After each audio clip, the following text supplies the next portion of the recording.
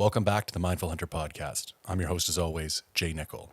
And today we have a fairly monster Q&A episode. So 2 weeks ago when I did the gear debrief from the sheep hunt, I threw up a Q&A, and by the time I'd gone through my whole gear list, I'd already burnt an hour and didn't have time to answer any of the questions. And then yesterday I threw up another Q&A in response to the hunt film being released, and now everybody knowing how the hunt went down from the story I told in the podcast last week. So 2 big batches of questions, and we're gonna dive right in. Okay. What hunt clothing brand is your go-to in the Alpine? I wear Sitka, and Sitka sends me free stuff. I don't have a paid relationship with Sitka. I can say anything I want about their stuff. They don't give me anything other than free gear. And they just give it to me because they like my content, and I guess it works out for them to have me wearing Sitka in my films and stuff. That being said, I started buying Sitka before they started giving me free Sitka stuff. I was originally a First Light guy. I really liked First Light. I was really into merino base layers for most of my outdoor career. And then wanting to try some different stuff, I bought a couple of Sitka pieces. In all honesty, I just found they were notably higher quality than the First Light pieces. So I switched over to Sitka, and then it was after that where they started sending me free stuff. Water purification, I touched on this last week. I use a Sterapen. I have the Adventurer Opti, but if I was going to do it over again, and I am about to buy a second one so that I can have a backup for this elk hunt I'm doing with my old man and my brother, and they have one called the Ultra, and that one is USB rechargeable because the Adventurer Opti, I used to think there was a problem with the batteries, but there isn't. It's just that the batteries run out after 50 liters, and you would think they would last you a whole hunt. But if you're on a 10-day hunt and you burn through any more than 5 liters a day, you're going to run out of batteries before the hunt's over. And I have had issues with where I put batteries in before that I thought were new and they didn't work, but that could have been a battery issues. Not necessarily the Sterapen issues. So I don't use any filtration device of any kind. Just the Sterapen. I've been doing that for 5 years, and it works really good for me. Trekking poles. I use the Black Diamond Trail Ergo Cork. I've had them for 5 years. I had their Gen 1 model, and it had plastic locks for the legs, and I had to warranty replace 2 of them, I think, because they could just never get tight enough, and I would put significant amount of weight on it, and the legs would just start sliding into each other. And then finally, on one of the replacements, the warranty replacements, they sent me the Gen 2, brand new trekking poles, and those have metal locks on them, and it's a different locking mechanism entirely. It's still a friction lock, but it's a much superior friction lock. And since I've had those, these things have been bomb-proof, taking them on many hunts, goat hunts in the winter, everything. And I'm a big dude, and they hold up. So I highly recommend those. And did you have fun? This is an interesting question. I mean, sorta. I don't go on these hunts to have fun. The better question is, did I enjoy myself? Absolutely. Do I feel like it was a rewarding experience? 100%. If I want to have fun, I'll go to an amusement park. If I want challenge and adventure, I go on a backcountry hunt. Next up, was the XO big enough? The XO was surprisingly big.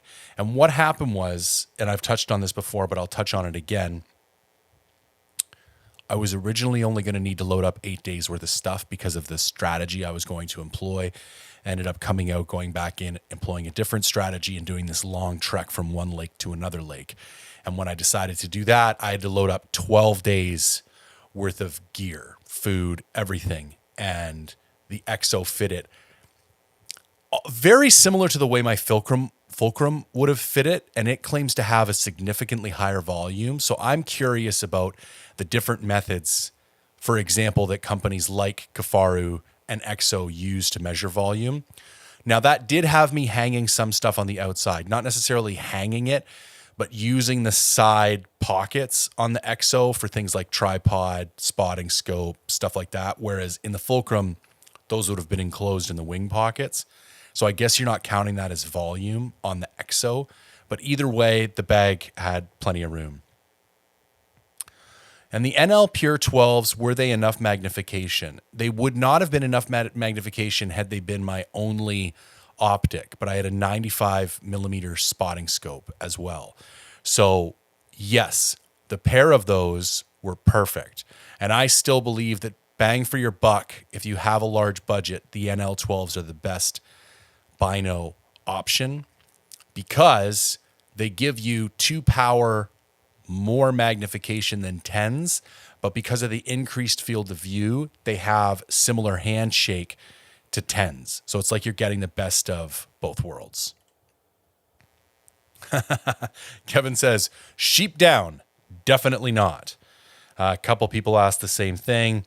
Andy says, yay or nay on the 6400. Hardcore yay. I will be doing a more thorough review on that shortly. Sleeping pad. I use the Big Agnes Q-Core SLX. Highly recommend it. I've had it for 2 full seasons now. I did have one that was losing air. I warranty replaced that, and this second one works no problem. And the one that lost air very slowly, so it wasn't like it was an emergency situation, but it just wasn't performing the way that I think it should.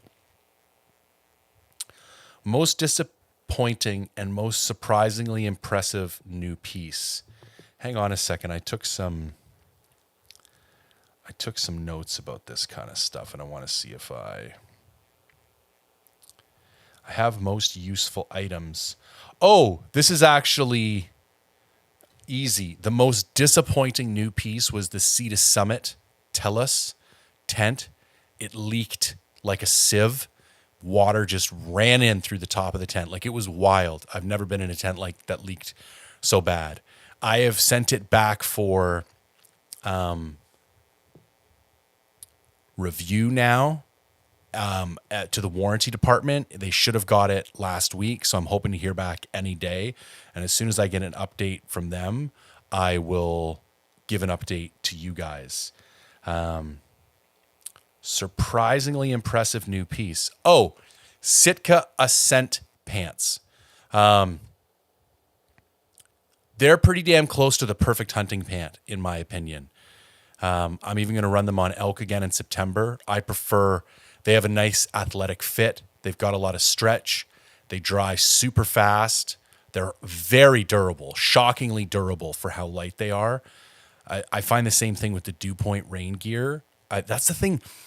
That, to me, is where Sitka really stands apart, is the technology of the fabric, that they can get something so thin and so light and yet still have it be so strong. I do think that is a significant difference between them and a lot of the other people. Tent durability. Well, if we're just going to talk about the durability of the tent, I can't say that I have anything too terribly negative to say. Durability wise, the tent held up very well. The floor panel held up, didn't get any punctures, didn't get any tears, didn't have any issues. So strictly speaking on the durability, the tent performed quite well. So very similar piece here. What piece of gear performed better or worse than expected? The tent was definitely worse than expected. I'm trying to think of something that was better than expected. I won't say that these things were better than expected, but these are some of the things that stood out to me on my hunt that I took a note about. The Dyneema tarp that I took from Z-Packs, the 7 foot by 9 foot.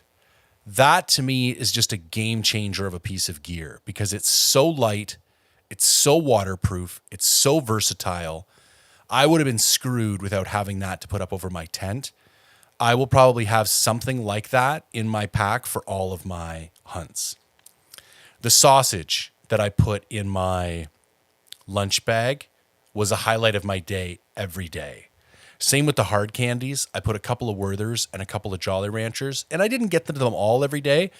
But sometimes when you're sitting there glassing or you stop hiking and you're taking a little break, you just want a little something. You're not even really like hungry per se, but you just want a little something. And to be able to pop a Werther's in your mouth, it just breaks up the monotony of the day. It's a nice little highlight. Now, this is a luxury item, but I took a Thermacell for bugs. And hot damn, that was just outstanding. It made my day. Didn't use it all the time. Didn't even use it every day. I used one of the very small Thermacells. It's like the same one you'd hang on your belt in like a whitetail stand. And I took 2 bottles of juice and maybe 6 of the little blue pads. And usually what I would do, either if the bugs were really bad, at one point during the day when I was glassing for maybe an hour, I would give myself a little break and pop it on. And more often than not, when I was having dinner at night outside the tent, I would pop it on for a couple hours. And once that thing has been running for 10 minutes, it's just shocking how effective it is. Like no bugs in a 10-foot diameter circle. None. And if you've been in there, you understand how bad the bugs are. And you understand like what a drain it is on your state of mind. I'm fine with bugs for the most part, and they don't even affect me as badly as they do most people. Like I can be around other people and they will be far more aggressive to those other people than they are to me. But still, they're like just this constant drone and these constant like itchy bites. It really gets to you. So just to have a couple hours a day where it's just like quiet and they go away really helps with the state of mind. And I talk about that all the time when it comes to the quality of gear and luxury items. Those items themselves are not going to increase your likelihood of killing an animal, but elevating the quality of your mindset so that you're more focused, more driven, and you can stay there longer with more patience will help you kill an animal. So little things like this, who knows, you know? Wiggy's waders. I've talked about these on other podcasts. They're 11 ounces. Google them, like $100 or something. I find them invaluable. Yes, you can tough it out. You can strip down and cross in your underwear.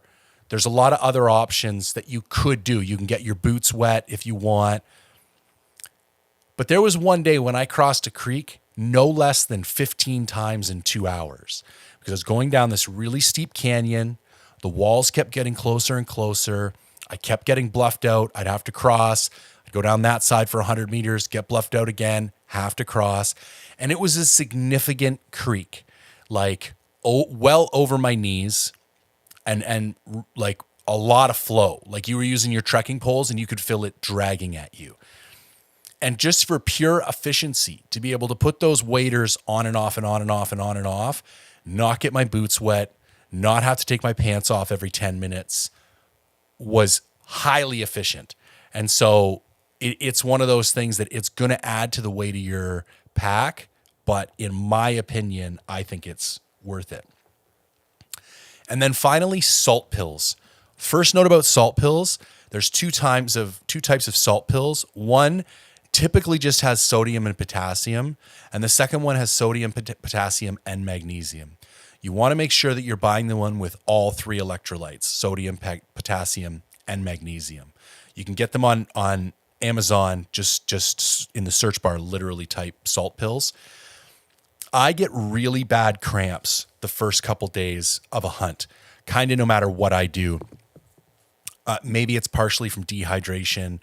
It definitely has something to do with my electrolyte imbalance. But what I will do is, what I did do is went pretty hard on the salt pills for the first 2 days.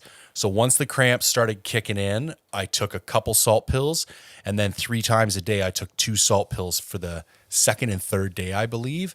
And by the afternoon of the third day, I was having no cramping issues.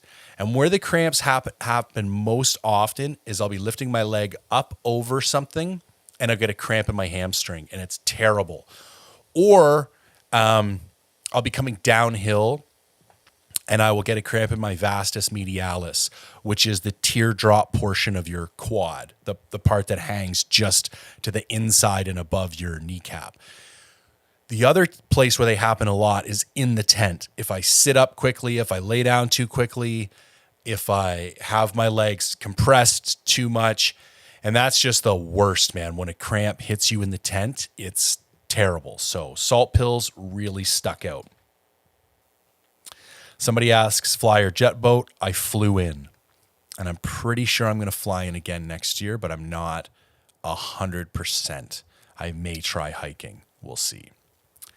Sleeping in grizzly country. I can't say that that was an issue for me this hunt. I did not see a single bear track or a single piece of bear shit. So no issue. Typically, I sleep with a loaded rifle in my tent if I'm in grizzly country. I still slept with a loaded rifle in my tent, but I was just pretty relaxed about it.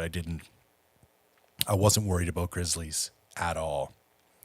The most important piece of gear, that one's tricky. What was the most important? I mean, what's running through my head right now? My boots are running through my head right now. My pack is running through my head right now. Like, what if it had have broke? I think I'm going to have to say my boots. Because your boots are about the only thing that if you had a critical failure, you would be shut down. Your boots are your pack. But even your pack, you could just leave stuff behind and you could still get out. So I'm going to say my boots were the most important piece of gear. And I used La Sportiva Nichol GTX. And they held up very well. And here's an interesting question. How did your mindset hold up? Did it ever waver? Yeah, it wavered every day. And that's part of the deal. I like that a lot of people online are talking about the difference between discipline and motivation these days. Because I think, and even the way you worded that question, I think was very good, because I lost motivation lots, probably several times a day. When you're walking that far through that difficult of terrain and vegetation, and you're consistently seeing 0 sheep every single day, you can't help but lose motivation, and you get depressed and all other kind of things. And that's where discipline kicks in. In its most simple definition, might just be the ability to make yourself do something when you don't actually want to do it. And so regardless of how I felt, like regardless of what my emotional state was, I never let that discipline, what's the best way to put this? I maintained my discipline the whole time. So maybe your question, did my mindset waver? Maybe the answer is actually no, because my commitment to the goal never wavered, but my emotional state in relation to that commitment wavered constantly. And it's almost like you just have to ignore it. Like, yeah, I don't want to be here. And yeah, I'm lonely and cold and hungry and really far away from anything approaching normal. And you start questioning yourself. Do I even know what I'm doing? Why did I come all the way out here? You question all the decisions you made leading up to it. You question all the decisions you're making currently.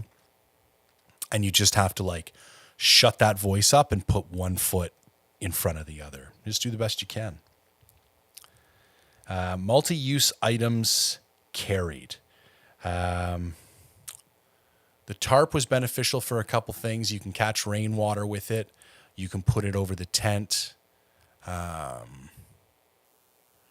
have to look back over it's a good question. I'd have to go back over my hiking, my gear list again. And then biggest hiking day covered and miles vert. So I don't track that shit anymore. I leave my tracks on during the day. If you watch the hunt film, technically the biggest day I did was 10 miles. And it was mostly downhill, probably 3,000 feet in total. To be brutally honest with you, I used to track that stuff religiously, and I would share it in my hunting films. And then I was watching other people other people's content and I saw them doing it, and I just thought to myself, holy shit, they look like such douchebags. Do you know what I mean? Like they'd be like, I like 16 kilometers and 18,000 vertical feet. And I'm like, nobody fucking cares, man. You know, like I was just like, and then I realized going back over my stuff, I'm like, I've done the exact same thing. So I tend not to talk about that. Sometimes if something sticks out as particularly extraordinary, I'll discuss it, but I try not to, because all hiking is hard and all hunts are hard and everybody's working just as hard as everybody else. And none of us are special little snowflakes. Anything I won't bring again. I'm going to swap out my Outdoorsman's tripod. So I've run the Outdoorsman's compact medium for years and I love it, but it's so short that you can't even come close to standing up with it. Best you can do is get on one knee, which in lots of places isn't a problem. And I always say to myself, well, I don't mind sitting down to glass. And you forget how often you're on a hunt and vegetation is up on these peaks, or you're stopping down in a meadow and looking to glass up. And if your tripod only comes up 3 or 4 feet, you're actually still down in the vegetation. And sometimes it's not a matter of like the luxury of standing up to glass. It's the necessity that you have to elevate your glass above the surrounding vegetation. And so I will be taking a tripod that I can stand with on my next hunt. Are you still happy with the backpack and tent you selected? Over the moon about the backpack. The tent can piss off. I'm not particularly excited about that tent. I love the design. I love how spacious it is inside, but I'm so nervous about the waterproof capacity of the fly. Like it's just, yeah, it's really unfortunate. Okay. Is my knee okay? So I had a torn meniscus about 9 months ago, I guess. I did my whole bodybuilding prep with it. I did my whole sheep hunt with it. And it's surprisingly, I'm having zero knee issues. I have to be conscious of it doing certain exercises, and I'm always conscious of it when I'm hiking. But so far, so good, man. No problems. How did you stay fresh and clean throughout the hunt? Well, not surprisingly, the answer is you don't. I was a dirty pig. Yeah, you're disgusting. Yeah, like the scent emanating off my body by days 6 and 7, it's just like you can't stand the smell of yourself. It's gross. There's also something really interesting, and I don't know the actual scientific term for it, but when you are burning through a ton of calories and you get through your natural stores of glycogen, I think what happens is you start catabolizing muscle tissue for glycolysis, and the smell of your sweat starts smelling like ammonia. People who are on keto smell like this sometimes, like it's acidic, like acrid, like it's really bad. And I notice that normally starts to kick in by day 6 or 7, especially if I'm doing like back to back big hiking days. Now, all that being said, I do take a small bottle of Dr. Bronner's tea tree oil soap just because it lathers up incredibly efficiently, like 2 or 3 drops in your hand, and you just have like thick suds everywhere. It's wild. And I think it was day 6 or 7, I found myself at a creek and it was nice and sunny, and I just took 20 minutes, took the shirt off, scrubbed up, did my face, my hair, my armpits, my neck, my ears, like all that kind of stuff, rinsed off. And I was just like, this is insane. It was so satisfying. And then that night when I set up camp, I knew it was going to be hot the next day, and I knew I was going to be glassing around camp for the first half of the day. So I took my shirt off, washed it in the lake, and dried it out the next day, and that got out most of the stink, and it was a lot nicer after that. So yeah, you can do that kind of stuff, but it doesn't even normally enter my head until day 6 or 7. That's when things really start to stink. And it's like, okay, I need to do something about this. What glass, tent, and bullet did you use? So I had Swarovski NL Pure 12 powers and a Zeiss Harpia 95 millimeter spotting scope, which is going back in for warranty repair yet again because the little dial on the button that controls the kind of rotating lock broke. Tent was the Sea to Summit Telos. Already talked about that. And the bullet that I didn't use is a 212 grain ELDX Hornady Precision Hunter for a 300 PRC. Recommended optics, just talked about that. Comfort and waterproofness of the boots. So here's the deal. I'm a heavy believer in liberal application of waterproofing to boots. I don't think that's why I like leather boots, and I like using like a really heavy duty kind of wax based waterproofing. Normally I use Obenhauf's heavy duty LP, which is probably like some kind of like beeswax concoction with a few other like pine tar and other stuff in it. And I usually put 2 coats of that on my boots before every hunt. I just recently, because I had to stock up, I've got it right here. It's called Granger's Waterproofing Wax. I just bought this stuff and I was really, really impressed with it. I liked it a lot. Now, some people are going to tell you that it minimizes the breathability of your boot. And here's the reality of the matter. There is no like sentient fabric that can decide when to let air in and out and when to let moisture in and out. Like if you have a permeable fabric, which is a fabric through which air and water can travel in either direction, there is going to be bi-directional movement, no matter what you do. So this idea that you can have like a perfectly breathable rain jacket that's also perfectly waterproof is horse shit. It kind of works if you're standing still. If you just put a rain jacket on, don't move, and get rained on, yes, you will stay perfectly dry. But the moment that you start hiking, you're not going to be able to evacuate that more moisture at the same rate with which you're creating it. And so you're going to start to sweat out inside the rain jacket. In other words, you will not be able to push enough moisture out through the fabric. And I did a whole episode on how rain gear works. It's like way back in episode 4 or 5. But you will not be able to force enough moisture out to stay dry. Because if you could, too much moisture would get in. The same is true of boots, even if they have a Gore-Tex layer. So I kind of treat my boots like they don't even have Gore-Tex. And I would rather minimize the breathability and optimize the waterproofness because it's more important to me. You can always take a break. You can take your feet out of your boots for half an hour and let them air out. Like you have options. Once a mountaineering boot, like a La Sportiva Nichol GTX like I run, gets wet, that thing's wet for a while. Like they're a blocky, chunky, concrete slab of a boot. And when they get wet, they stay wet. So that being said, I waterproof the shit out of my boots. Also, I wear gaiters. And I've used these same boots without waterproofing them and without gaiters. Walking through wet grass, I had soaking wet feet within 25 minutes, like soaking wet.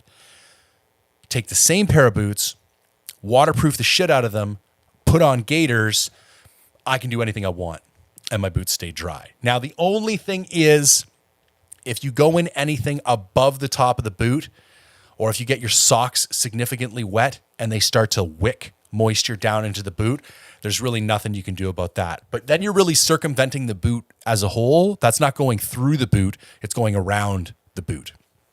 So there was a point at which I was doing a bunch of creek crossings. I was too lazy to put on the Wiggy waders. Like I was just too tired.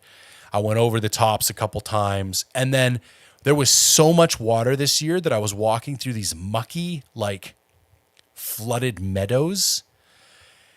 And that's really tough because the other thing that's about waterproofing that you need to recognize is that pressure plays a large role in how waterproof things will stay that aren't just pure rubber. And so in ideal conditions, when there's no mechanical force being applied, they will keep the water out. But as soon as you start having something wet and applying force, like walking through grass or walking through mud or dragging your boots through the brush, it will push that moisture through. All that being said, over the moon with the La Sportivas, couldn't recommend them enough. And those two particular waterproofing products, Obenhauf's Heavy Duty LP and Granger's waterproofing wax, highly recommend both of them. I think I'm going to test out this waterproofing wax on the Timberlines. That's what I'm going to wear for the elk hunt I've got coming up. How did I like the Fierce? It was too long for a mountain gun. It shoots great. It's light. It's beautiful, but it's too big. I need a shorter gun. It was a pain in the ass. Pros and cons of the infield experience with EXO. I mean, it's a great pack. I don't have any. I'm going to do a more thorough review on it shortly, but I don't have any significant drawbacks. The piece of gear that surprised you the most, the tent leaking. That was a shock to me. What's your guilty pleasure snack? Touched on this already, but the sausages and the hard candies. Those really... And if we want to talk about meals, Peak Refuel makes a biscuits and gravy.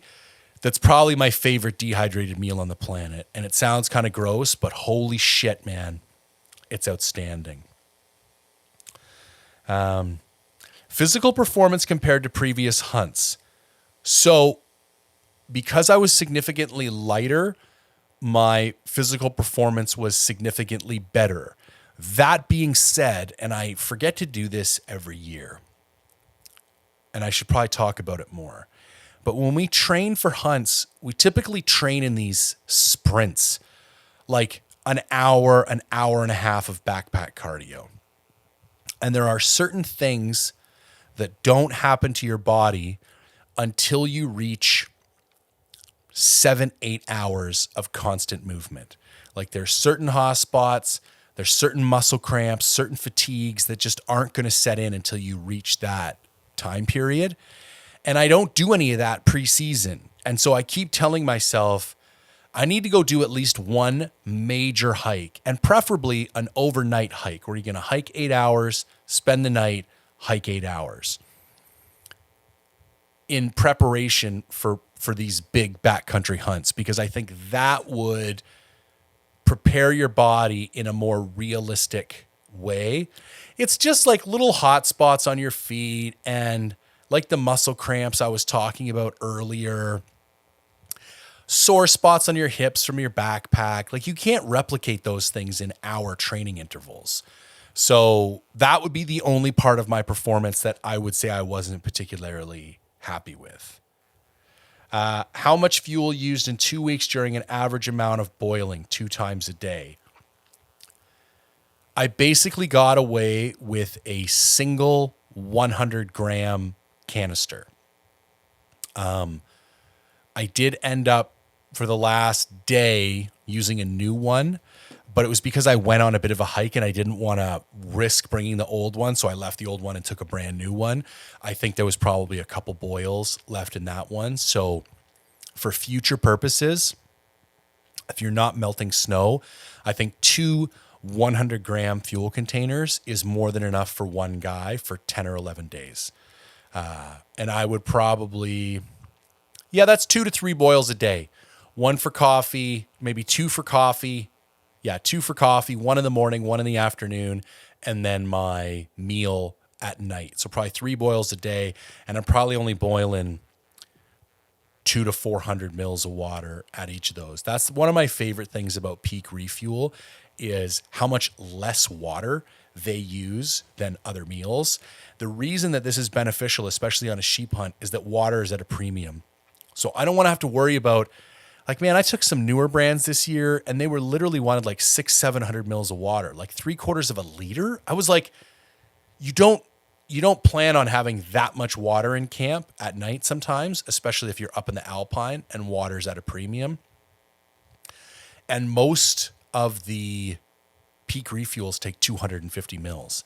So I really like that. It's one of my biggest features that I enjoy about peak refuel. I'm running into some repeat questions. So if you don't hear your specific question, assume it's just because it was like another one that I've already answered. What gaiters did you use and how did they perform? I used a pair of, I don't want to say prototype gaiters, but early generation gaiters from Ape Equipment, which is a local BC guy. They performed decently, not amazingly, but he's already sent me a second pair that he's made some significant modifications to based on my feedback, and I'll be running those for elk. So I'll keep you guys informed. What hiking pant and hoodie did you wear and why? So I've already touched on the Sitka Ascent pants because they're light, because they dry fast, because they're athletic, and they've got a lot of stretch, and you can put knee pads in them.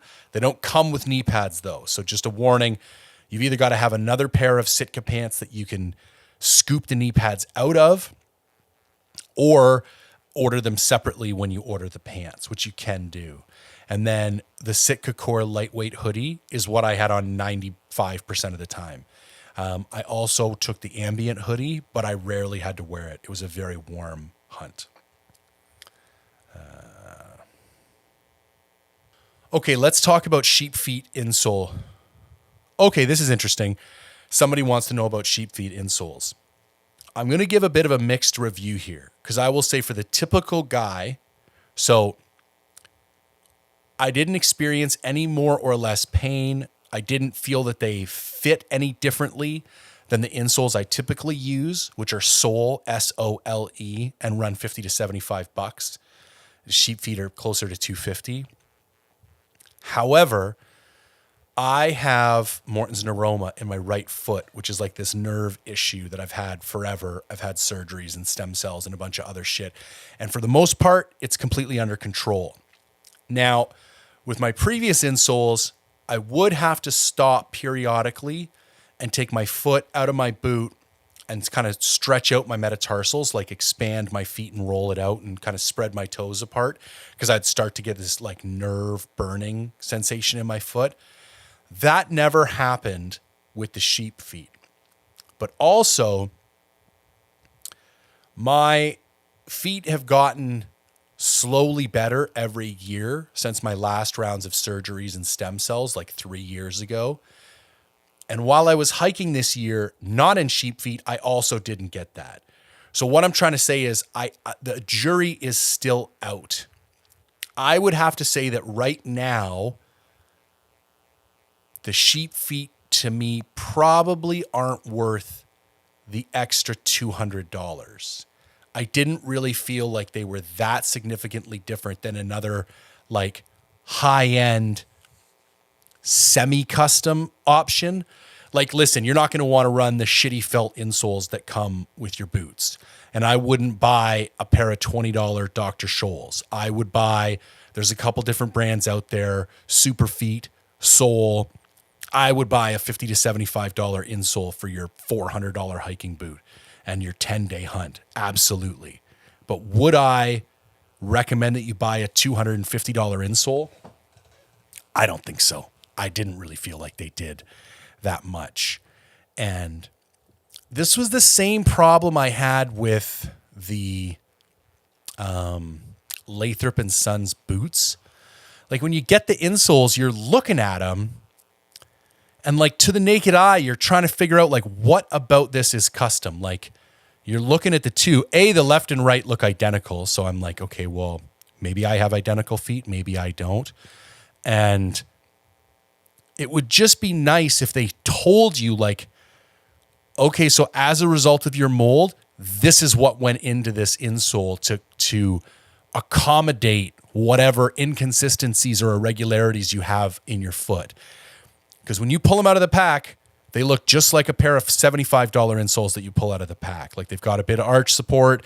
They've got a heel cup. They had metatarsal pads because I added that, but there didn't look to be anything particularly unique or custom per se. So anyways, that's my 2 cents. Take it or leave it. They're very nice, but I think the $50, $75 ones are just as nice, I guess. Anyways, that's my 2 cents. Layering system for moisture management. Okay, so I have switched completely to synthetics for moisture management. And here's the argument. Merino will keep you warm when wet, but merino stays wet significantly longer than synthetics. So it's like keeping me moderately warmer while it's also keeping me moderately wet. Whereas maybe you will be a little bit chillier in the synthetic while it's wet, but it dries out so fast. So all that being said, I've come to prefer synthetics greatly over natural fabrics. So the other thing that was interesting on this hunt is that there was a lot of like rain, not rain, rain, not rain. And I also believe rain gear is about keeping you warm, not necessarily keeping you dry. And I rarely wore my rain gear. In fact, the only time I wore my rain gear was to keep the bugs away when I was glassing. And I normally just got wet when it rained because I knew the rain was going to blow over and I was going to dry out. The only night that kind of, blew back on me was the night I got to camp soaking wet. And it was just a hell day altogether. And I probably would have been soaking wet regardless because I was going through the creek so much. But I just hung out in camp for an extra hour the following morning and had a fire and dried most of the stuff out. So I was very happy with how all of my gear performed for the most part, especially in relation to moisture management. So somebody wants to know why I chose the Nichol GTX over the Nichol Cube. If I remember correctly, I couldn't get the Nichol Cube in Canada. I ordered my boots from MEC. I ordered 2 or 3 boots at the same time. This is a trick for Canadians. Go online to MEC, order all the boots in the size you want, to a local store for pickup. Go into the store, try all the boots on, and then just leave with the ones you want to keep and leave the rest at the store. And then it saves you like shipping things back and forth and a whole bunch of nonsense. So as far as I remember, I couldn't actually get the cubes. Now, the reason I needed a mountaineering style boot is that I originally bought them for my goat hunt. So I needed a toe welt and a heel welt in order for clip-on crampons. And then the more sheep hunting I was getting into, it just made more sense to run those boots. And I still love those boots. I think they're fantastic and they fit my feet really well. Final question from this batch is, were you hungry? And the answer is no. When I got close to the end of the hunt, I allowed myself to eat some out of my emergency stores. I normally carry 2 extra days of food on a hunt. So if you're going in for 10, carry 12. The reason being, sometimes it's different if you're hiking in and hiking out, because if you ran out of food or an emergency happened, you could literally just go to your truck. But when you're on a fly-in or a boat-in hunt, you're not in control of when you get picked up. So it's very possible that due to weather or some other circumstances that are outside of your control, you are going to end up sitting there for a couple of extra days. So if that's the case, you're going to need food. So I always carry extra food. But when I get down to the last couple of days and the weather's looking good for pickup, I let myself eat some of the extra food. But that was more as like a treat than a necessity. I wasn't really that hungry. Okay, that's all for that batch. How are we doing here on time? All right. Creeping up, but we still got some. So here we go. Now, those were all the gear-related questions. This was like the hunt kind of filming related questions. So what type of environment are you looking for sheep?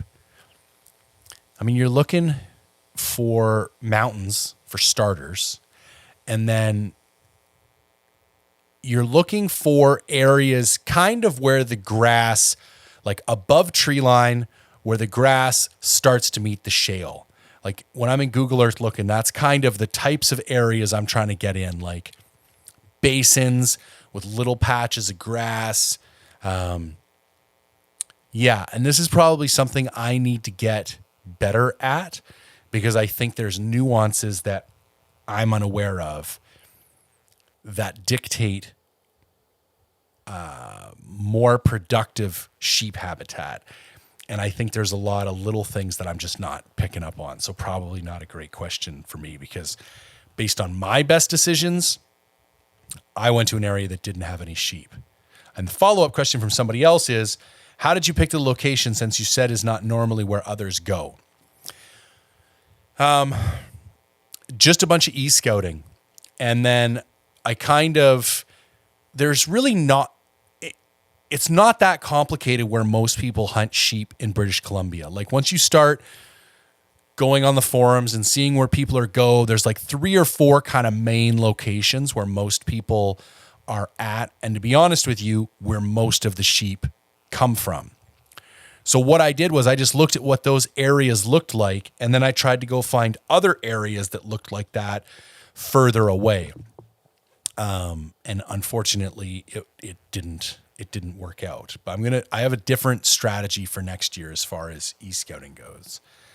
What food did you bring? Calories per day, protein per day. I've already done an entire episode on this. I brought a variety of food. Calories were around 3,400 per day, and protein was around 160 per day. Any grizzly bear activity? Absolutely not. Do you feel like you focused on covering too much ground? 100%. If I was going to make one of the big kind of adjustments I'm going to make for next year is the philosophy of narrower and deeper. I think I went broad and wide this year. I think I tried to cover as much ground as possible, and I was thorough, but you can only be so thorough when you're hiking and glassing continually every day. I think I will try next year to find a location where I have more confidence that there are sheep, and then look for spots that I can hike into and just sit for 2 or 3 days in a good vantage location and glass a couple basins at the same time, potentially for multiple days in a row, because I think that's probably more successful, and based on some feedback I've had, probably a better strategy. So 100%, I think I tried to cover too much ground. And I think that was one of the major errors that I made this year. Which external mic for best audio? I really like the Rode Video Micro. It's like $75. It's super cheap. It's small. And for hunting purposes, when you're outside and it's not ideal, you're not going to be able to tell the difference of the audio when you get home than if you spent it on a $300 mic. So Rode Video Micro.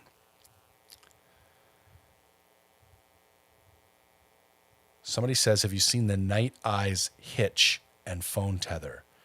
I have not. Please send me a link. I will look at it. Clearly, I could have used one. Will you be transitioning to MagView gear from Phone Scope? Not currently. Maybe at some point in the future, but right now it fits all my gear. I have the right adapters for everything. I have the right phone for the case, and the MagView shit is really expensive. It's like a couple $100 by the time you buy all the stuff, and it's not something that's currently broken with my current kit, so I don't feel the need to fix it. That being said, it does look like a really badass piece of gear, and if they want to send one over, I'm happy to do a review. No updates yet from the Cedar Summit on the tent. Okay. How do you deal mentally being alone and with the fact that there are some big bears there? So I was commenting on this to somebody. I was expecting the psychological challenge of this hunt to be harder, because based on the challenges I've experienced in past hunts, it's a grind, man. You start feeling lonely. It's very challenging, and you fighting that kind of emotional state takes quite a lot of discipline and grit. And this one just wasn't like that. I think part of me is just, I've been doing this for a while now, and I've had a significant number of backcountry hunts, and it just feels kind of comfortable. I didn't really feel that lonely for the most part. It didn't bother me. I can remember when I first started hunting, I would have problems falling asleep in the backcountry because you would like hearing little noises and shit. That never happens anymore, ever. Like I lay down in the tent and I'm asleep in 5 minutes. Like I never think about things outside the tent. Thinking about bears doesn't worry me. I have a loaded rifle in the tent. If somebody wants to come knock in, we can dance. It just doesn't occur.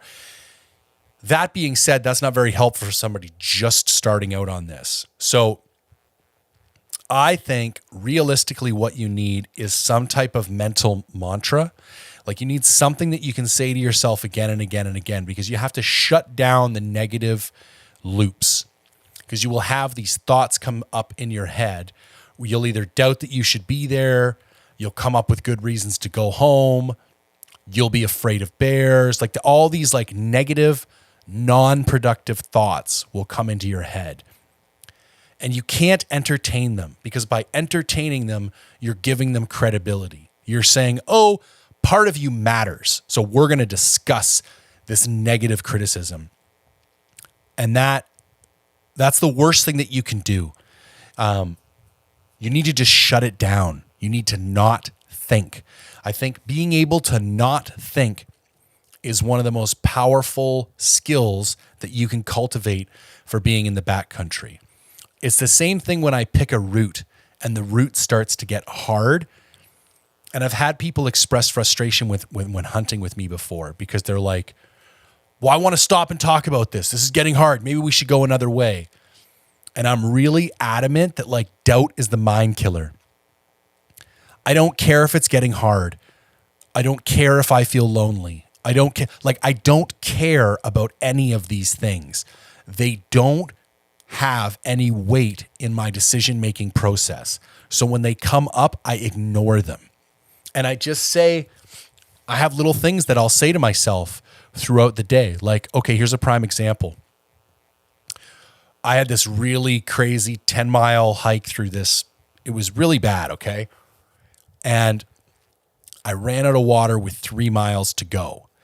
And I was at that point where I was not entirely sure that if I stopped, I was going to start again. Like I was that physically and mentally beat up from the day. And this was on day 8, I believe, of the hunt. And so for the last 3 miles, I didn't let myself stop and get water. And I just kept saying to myself, just don't stop. All you got to do is not stop. Just keep going. Just don't stop. You want to stop, don't stop. And my mind would be like, you're thirsty. And as soon as like this little like, oh, but technically, you know, if you hydrate, you're going to be, and it's like, stop. You don't get any space in my head, you know, negative thought or criticism. Just keep walking. No one is going to die from walking 3 miles without water. It's 2 hours in that type of terrain. It's not the end of the world. And I also just kept focusing on how good water was going to taste when I hit my destination. But it's the ability to shut your brain off when it's stuck in a loop that is non-productive that helps you go do this crazy shit that everybody's like, oh my God, I can't believe what you did. And I'm like, I don't know, it doesn't even really seem like that big a deal. But it's because I've become so good at shutting my brain off, because you don't need a brain to do most of this stuff. You do when this shit hits the fan, and you do when you're planning your day. Like that's when you want to be cognitive and cerebral and think and weigh consequences. But then once you have set up the plan, until you are presented with like catastrophic information that your plan is completely non-viable and needs to be reassessed, you just keep going.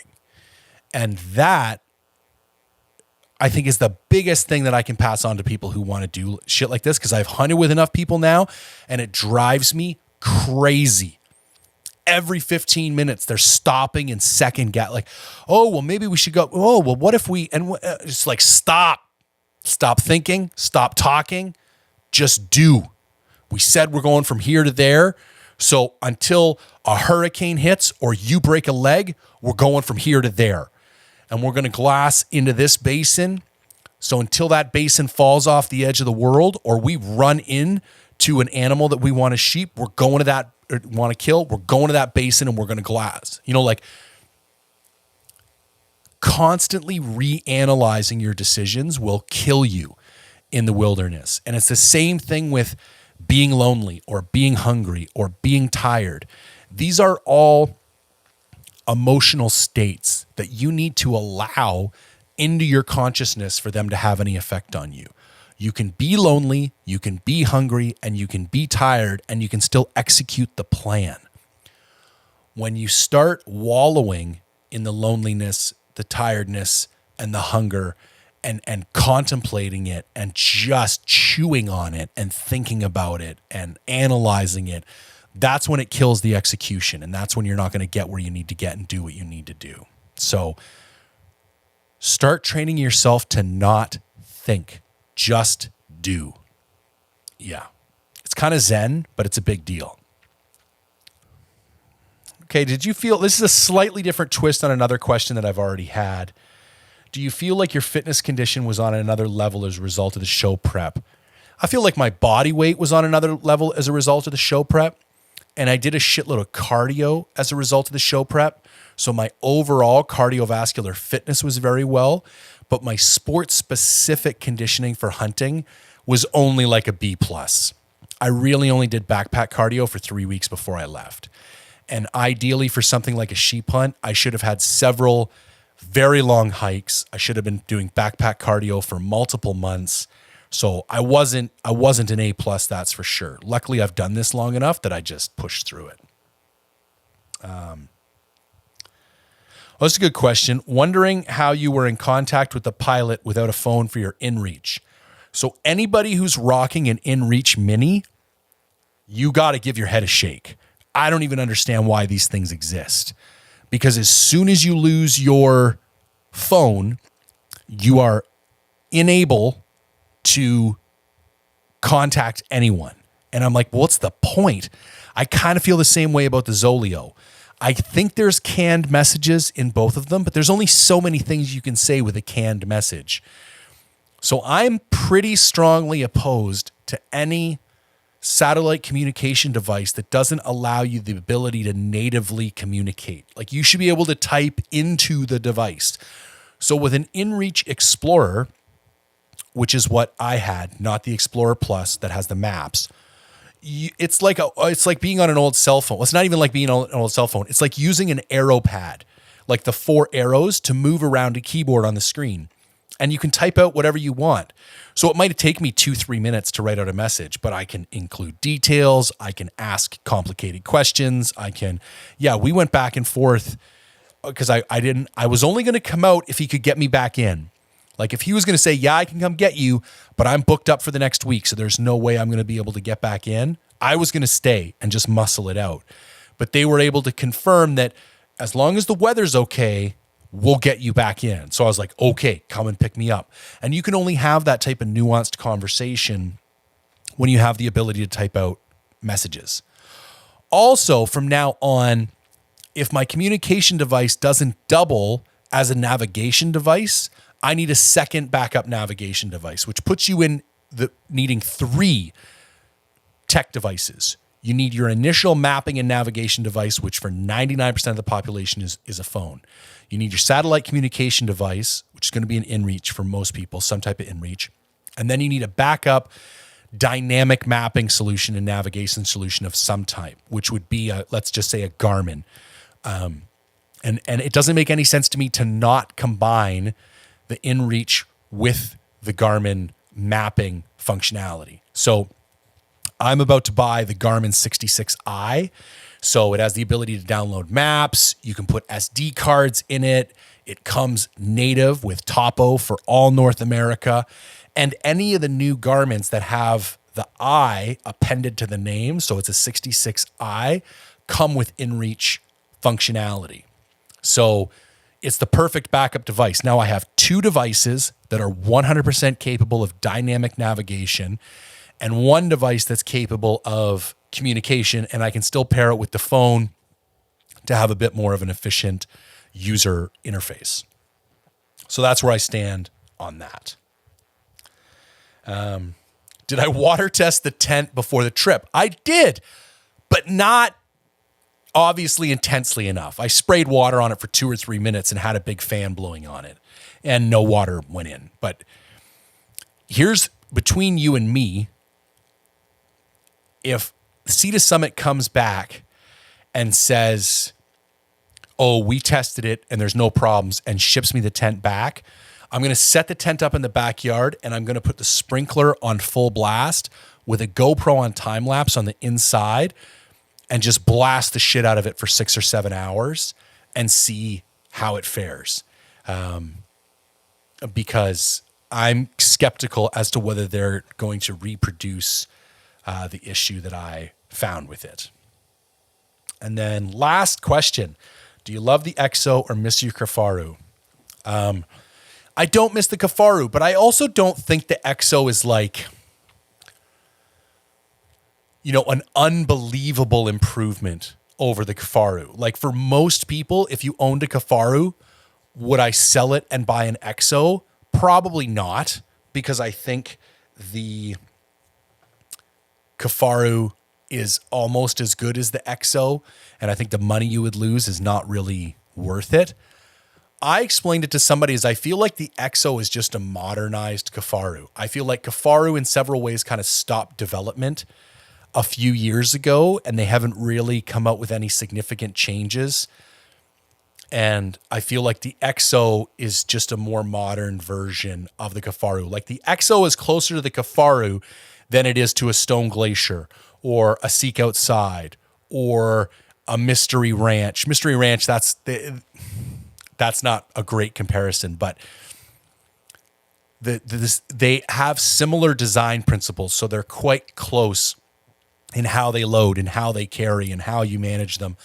I just think the EXO, it's almost like the Apple of the backpack world. Like if you want the backpack that you can put a million things on and organize a million different ways and have 3 different bags that go on 2 different frames and interchange and do all that shit, you probably want to go buy a Kifaru. But the EXO is so efficient and so clean, compresses so well, like has all the straps in the right place, that if you're just going to own one backpack and you want it to do one thing, you're going to have a hard time convincing me that it's not, by a very small margin, the best option currently on the market. But the other options are so good that, like, you want to run a Stone Glacier, you want to run a Kifaru, I don't care. We're talking about a difference of like 1% to 2% here. So yeah, no, I don't miss the Kifaru, and might put it up for sale or might put it up for raffle. We'll see. All right, that's enough for this week. And that's it for sheep content. All right, 3 podcasts in a row. We're done. I went on a sheep hunt. I didn't kill a sheep. I used some gear. Some shit worked. Some shit didn't. That's all she wrote. As always, if you can engage with the platform in any way. And now we're going to head to elk content.